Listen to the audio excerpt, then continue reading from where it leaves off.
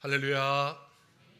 오늘 오후까지 함께 하신 우리 성도님들을 축복합니다. 오늘도 하나님 주시는 귀한 은혜에 힘을 얻고 위로를 받는 복된 시간 되시길 바랍니다. 어느 노부부가 살았답니다. 어느 날 남편이 외출했다가 돌아오니까 아내가 이렇게 말합니다.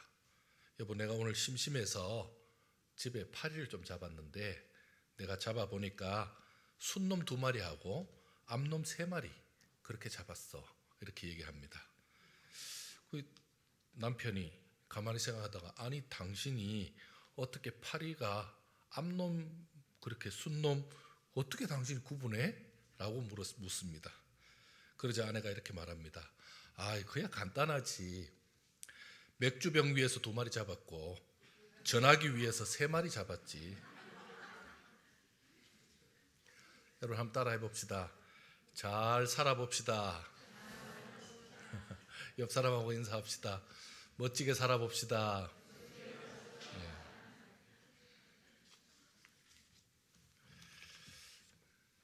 예수님이 십자가에 달려 죽으신 이후에 제자들은 각기 다른 삶을 살기 시작했습니다. 더 정확히 말하면 예전의 삶으로 돌아갔습니다. 간간히 그들에게 들려오던 예수님의 소식이 있었습니다. 예수님이 부활하셨다는 이야기였습니다. 하지만 제자들의 마음을 돌이키기는 어려웠습니다. 왜요? 제자들도 믿기지 않았습니다.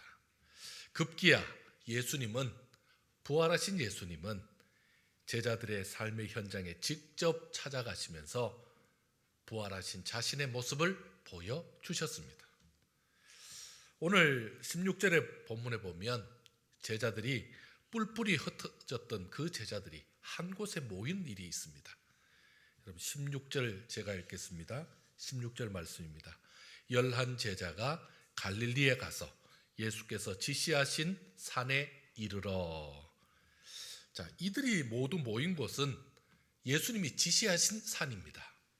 거기가 정확히 어디인지 그렇게는 말씀하고 있지 않지만 제자들은 이미 다 알고 있는 그런 산이었습니다. 자, 왜 그곳이 어디인지 정확하게 안 나올까요? 그리고 어떤 중요한 만남이기에 11명의 제자 모두를 그것으로 부르신 것일까요? 자, 이 모임에는 예수님이 제자들에게 어떤 말씀을 주셨을까요? 여러분, 이 모임을 주도하신 분이 누구시죠? 바로 부활하신 예수님이셨습니다.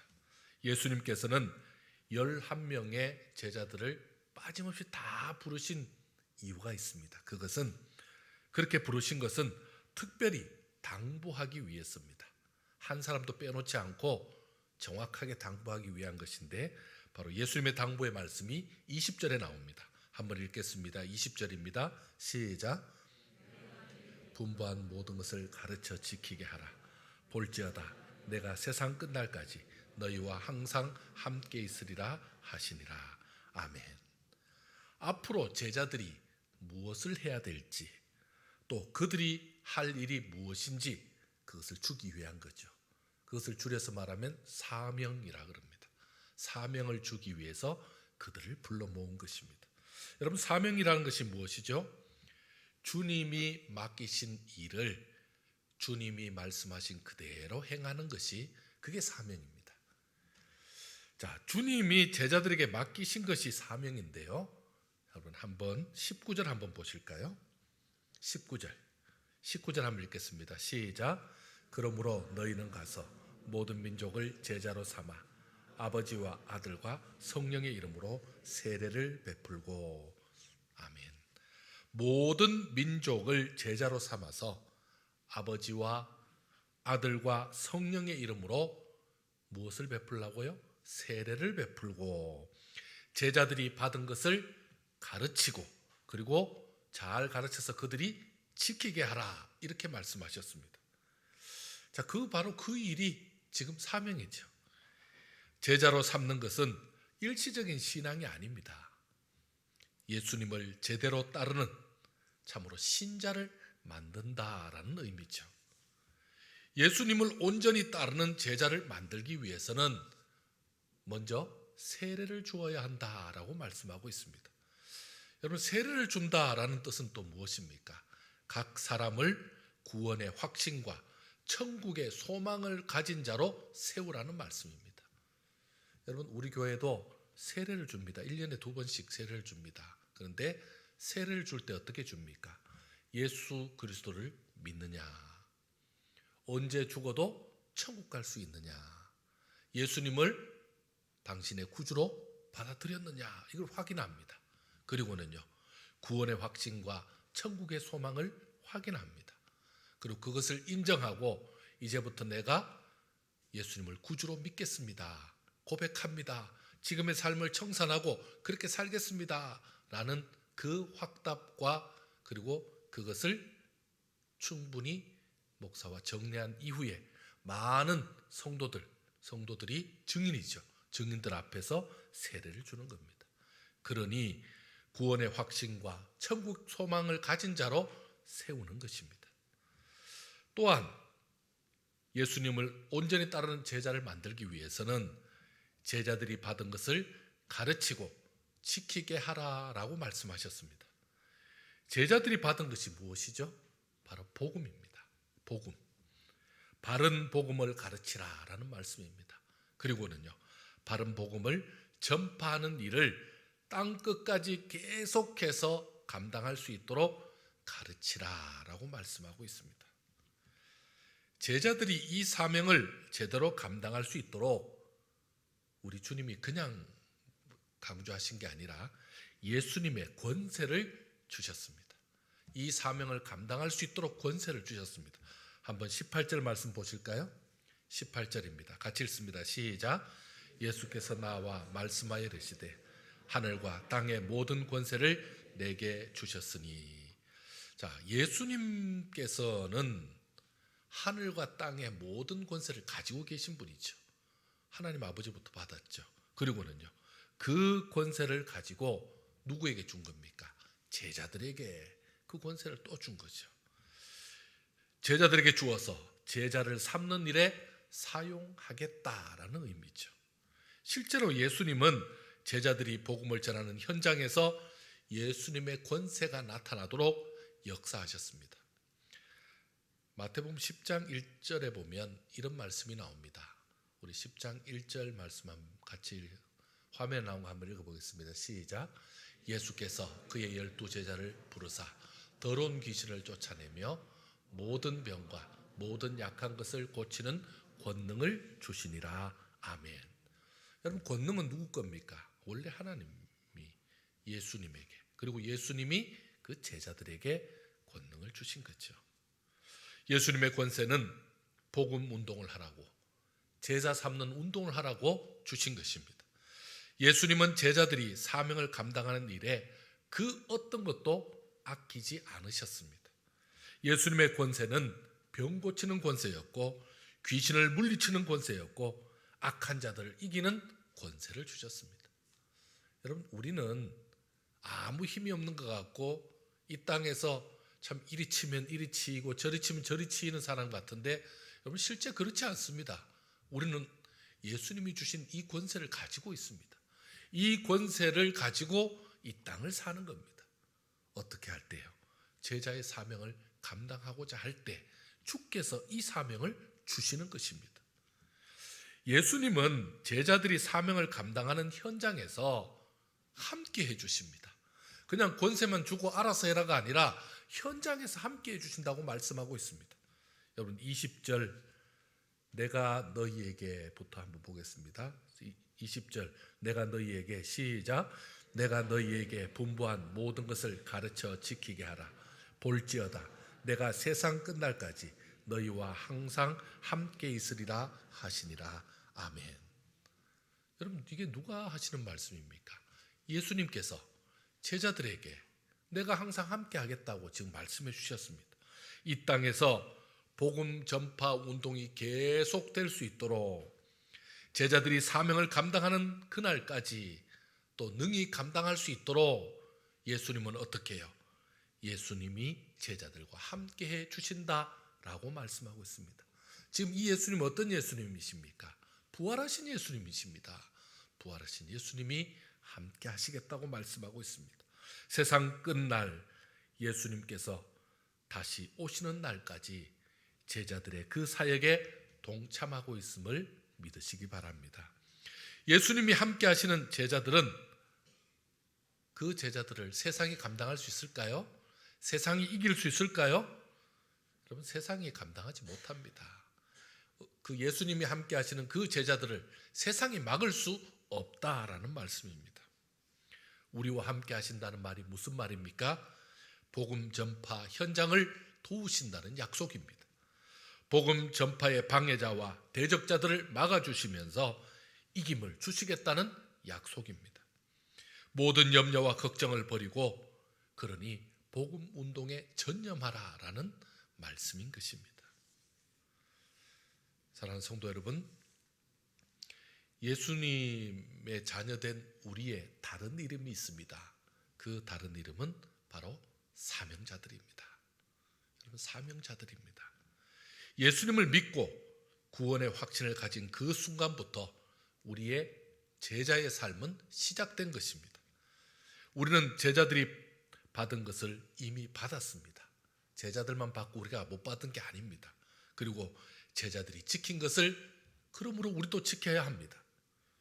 하지만 우리들은 제자들이 따로 구별되어 있다라고 그렇게 생각할 때가 많습니다. 나는 제자 수준이 아니다라고 생각할 때가 많습니다. 여러분, 겸손해서가 아니라 좀 두려워서, 부담스러워서. 그래서 우리는 이렇게 말합니다. 목사님과 선교사님, 전도자들은 좀 타고난 사람, 또 좀 특별히 그 사람들은 헌신된 사람. 그래서 나는 제자도 아니고 나는 사명자도 아니고 그냥 조금 나는 그래도 신앙인으로서 세상 사람들과는 좀 다른 인생, 그런 정도 사는 사람. 목사님이나 선교사님까지는 안 가는 사람, 이렇게 선을 긋고 있습니다. 여러분, 그 부분에 대해서는 여러분 조금 생각해 보셔야 됩니다. 여러분, 천국 가면 직분순으로 천국에서 상급 주지 않습니다. 줄 세워놓고 목사님이네 최고의 상, 성도네 좀 덜한 상, 이렇게 주지 않습니다. 여러분 아시죠? 여러분, 천국에서는 그렇게 주는 상이 아닙니다. 직분은 이 땅에서 교회 생활, 믿음 생활하기 위해서 우리에게 주신 직분입니다. 제자 삼는 일은 내 일이 아니다라고, 그리고 그렇기 때문에 내가 해도 되고 안 해도 되고, 하면 좋고 안 해도 괜찮고, 이런 일이 아니라는 것입니다. 왜요? 어떤 성경에도 목사와 선교사, 전도자만 하는 일이다 라고 말씀하고 있지 않습니다. 우리 모두에게 이 말씀을 주고 있습니다. 여러분, 우리는 때로 부담 없이 신앙생활합니다. 왜요? 목사님이 알아서 할 거고 선교사님이 알아서 할 거고, 여러분 그렇게 우리가 생각합니다. 그래서 여러분 잘하는 것이 있죠. 그래서 우리가 후원도 하고 물질도 보내는 거 아닙니까? 여러분 잘하신 겁니다. 잘하고 있는 겁니다. 하지만 그게 끝은 아니라는 것을 아셔야 됩니다. 정말 주님도 그렇게 여기신다면 모르지만 우리는 그렇게만 생각하면 안 됩니다. 그런 마음으로 편안하게 살 수 없다라는 말씀입니다. 오늘 주님께서는요, 말씀 그대로 나를 보내신다라고 말씀하고 있습니다. 나를 보내신다. 가서 모든 민족을 제자 삼으라라고 분부하시고 있습니다. 여러분, 이 말씀 오늘 갑자기 이 오후 시간에 목사님 부담스러운 말씀을 왜 이렇게 전하십니까? 여러분 어쩔 수 없습니다. 내게 주신 분부를 아멘으로 받고 사명으로 감당해야 됩니다. 여러분 이게 사명입니다. 이 사명을 아멘으로 받는 자가 주님을 따르는 제자고 그리고 하나님의 백성입니다. 아멘 할 수 없다면 어떤 것입니까? 나는 제자가 아니고요, 나는 하나님의 자녀도 아니어도 상관없습니다 밖에 되지 않기 때문에 그럴 수 없다는 것입니다. 받은 복음을 전하고 내 삶으로 주님께 나아가는 것, 내 삶을 주님 앞에 내어놓는 것, 그게 주의 인도함을 받는 방법입니다. 복음 운동은 외치고 끝나는 운동이 아닙니다. 그냥 한번 설교 시간에 말하고 끝나는 게 아닙니다. 내가 받은 것을 전하고 내가 믿고 따르는 것을 보여주면서 주님께로 안내하는 삶까지가 바로 복음입니다. 삶으로 제자를 삼아야만 합니다. 여러분, 여전히 부담이 되십니까?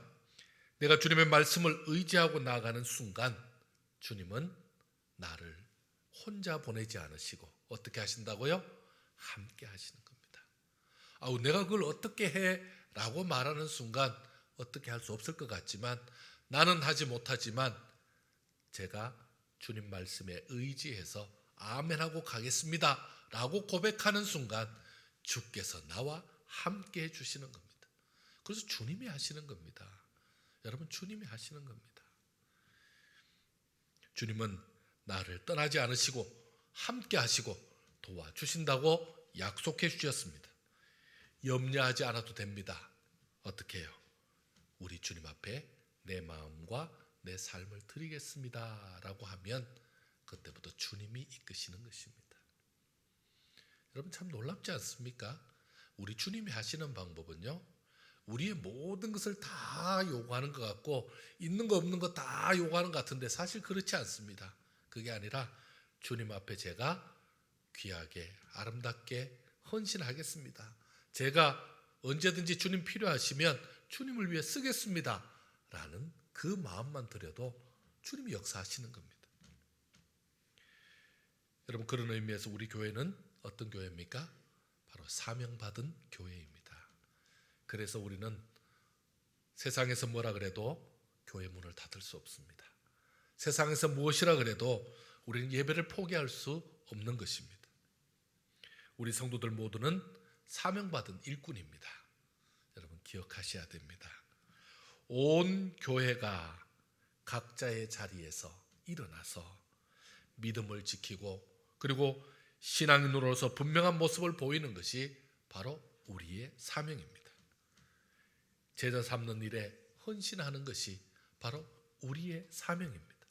그래서 힘들지만 부담되지만 그 일을 감당해 내는 것입니다. 그리고 선교사님들에게 하는 그 말이 있습니다. 선교사님들에게 파송할 때 굉장히 부담스러워합니다. 선교사님들도 굉장히 큰 부담을 갖고 있습니다. 그런데 선교사님들이요, 선교로 나가는 과정이 하나님께서 그를 선교할 수 있도록 자꾸 이렇게 분위기를 만들어 갑니다. 그래서 선교를 결단하고 나가게 되죠. 그때 많은 선배들이 하는 말이 있습니다. 그 말은요, 성경 다음에 진리입니다. 이렇게 말합니다.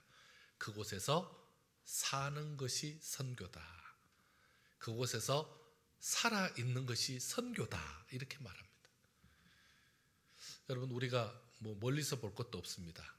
우리 양평정원교회 우리 안관혜 목사님 보내면서 여러분, 우리가 어떤 마음입니까? 우리는 양평정원교회 안관혜 목사님 보내면서 어떤 분은 그렇게 말합니다. 엄청난 부흥을 시킬 것처럼 엄청난 부흥을 하셔야 되지 않냐라고 얘기합니다. 그런데 사실은 그 산속에서는 살아있는 것, 살고 있는 것, 그게 바로 사역입니다. 좀 전에 전화 받았습니다. 우리 안 목사님, 우리 비가 많이 왔는데 거기는 낙뢰가 많이 내리쳐서 전기가 다 나갔답니다.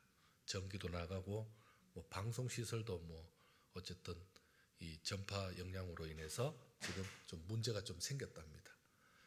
그럼 그래도 지금 전기 복구해서 괜찮답니다. 그래서 교회 괜찮냐 그러니까 식구들은 상관없고 그리고 교회 좀 앞으로 좀 복구할 남았지 괜찮답니다. 여러분, 그게 선교의 현장입니다. 우리 안 목사님도 양평에서도 그 정도인데 선교도 그렇죠. 우리 그런 말이 있죠. 강한 자가 사는 것이 아니고 살아있는 자가 강한 자다라는 말씀이 있죠. 여러분, 이 땅에 우리가 사는 자리가 지금 그렇게 되었습니다.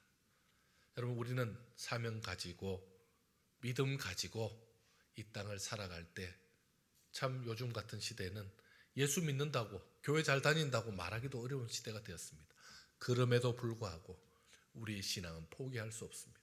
우리의 믿음은 양보할 수 없습니다. 그럼 어떻게 되어야 되죠? 우리의 신앙을 더 분명히 하고 우리 생각을 더 분명히 하고 현재 자신의 자리에서 신앙 가지고 철저히 살아내시길 바랍니다. 자신의 신앙 가지고 믿음 지키면서 주님 바라보며 나아가시길 원합니다. 그래야 하나님께서 우리에게 또 다른 기회가 주어졌을 때, 우리에게 또 다른 시간이 주어졌을 때 하나님 앞에 더 귀한 사역들 감당하게 될 것입니다. 저와 여러분이 이 믿음 가지고 이 한 주 또 힘있게 살아가는 우리 복된 성도들 되시기를 축원합니다. 기도하겠습니다. 하나님, 참 감사합니다. 주께서 우리에게 권세 주셨고 우리와 함께 하셨고 오늘도 맡겨진 사역 우리를 통해 감당하게 하셨습니다. 참으로 시대가 악하고 또 힘든 시기에 믿음을 드러내는 것조차 부담스러울 때도 있습니다. 그러나 주의 말씀에 의지하여서 주께 맡기고 나아갑니다. 주님이 역사하여 주옵소서. 내 삶을 주님께 맡기오니 나의 그 모든 신앙과 또한 하나님을 기쁘시게 하는 삶까지 주께 맡기고 믿음으로 나아가오니 주여 우리의 삶을 축복해 주시옵소서. 우리 성도들의 각자의 삶 속에 주께서 세세히 역사하여 주옵소서. 은혜로 지켜 주옵소서. 그래서 우리의 신앙을 지킬 뿐만 아니라 우리의 입술로 우리의 삶으로 예수 그리스도를 전하는 복된 인생들 되게 하여 주시옵소서. 아버지 하나님, 시대에 우리가 참으로 환경 때문에 기가 죽거나 신앙이 위축되는 것이 아니라 더욱더 그 신앙을 고고히 분명히 하는 믿음의 성도들 될 수 있도록 그들에게 세임 주시고 능력 더해 주실 것을 믿사옵고 모든 말씀 예수님의 이름으로 기도드리옵나이다. 아멘.